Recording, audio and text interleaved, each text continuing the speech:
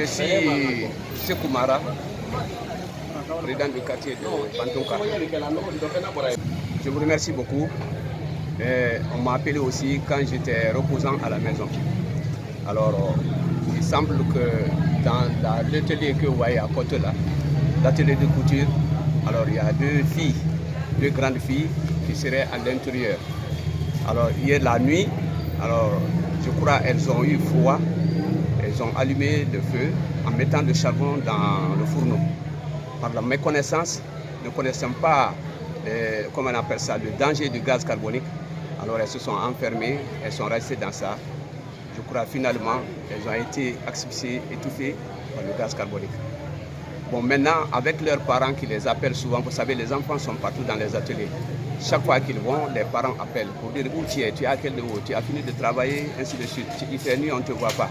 Maintenant, dans ça, ils ont appelé, d'habitude, ils appellent, ils répondent, ils appellent, les filles répondent.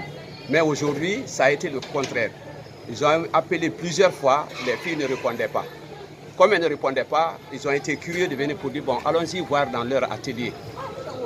Est-ce que vous avez vu? Quand ils sont venus, ils ont alerté les gens, ils ont forcé la porte. Quand ils ont forcé la porte, ils ont ouvert les deux battants. Ils ont trouvé que les deux filles étaient déjà couchées, asphyxiées, mortes.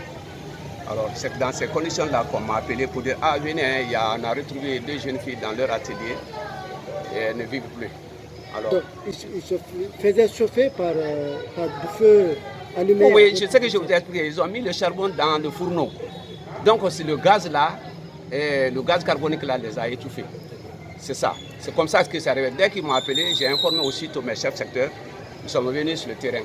Et Dieu nous a aidés. À côté, il y a le docteur Taibata qui a sa clinique à côté, qui est venu faire le premier constat.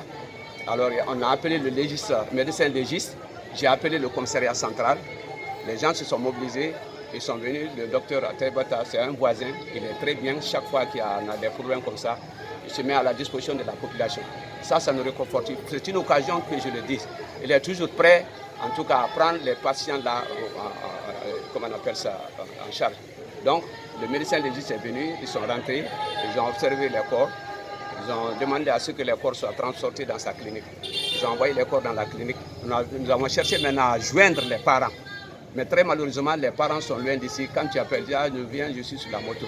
Mais comme ils ont fini de faire l'autopsie, on a dit maintenant qu'il faut qu'on transporte les corps à la morgue et au foura à l'hôpital chino-guinéen. C'est ce qui fut fait. C'est ce qui fut fait. Maintenant, c'est pourquoi vous voyez maintenant que les corps sont transportés par un de mes membres du bureau du quartier dans sa pick-up. Ils ont déposé les corps à chino-guinéen. Okay, c'est dramatique, c'est malheureux, c'est dangereux, c'est vraiment regrettable ce qui s'est passé.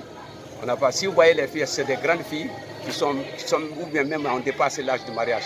Il y a une parmi elles, elle a fait le bac cette année, malheureusement elle n'a pas eu. Donc elle en est restée. C'est comme ça que ça s'est passé. Nous nous sommes donné les mains, donc jusqu'à ce que les corps soient déposés à l'hôpital chino-guinéen. Quel est le résultat de l'autopsie? Mais c'est l'effet du gaz carbonique. C'est ce que... oui, c'est ce qui a été parce qu'on a vu le fourneau qui était dedans. Si vous allez tout de suite, vous allez voir le charbon et le fourneau, ça est là-bas. Donc c'est ce que le médecin légiste a confirmé aussi? C'est ça. Ok. C'est ce merci. Voilà.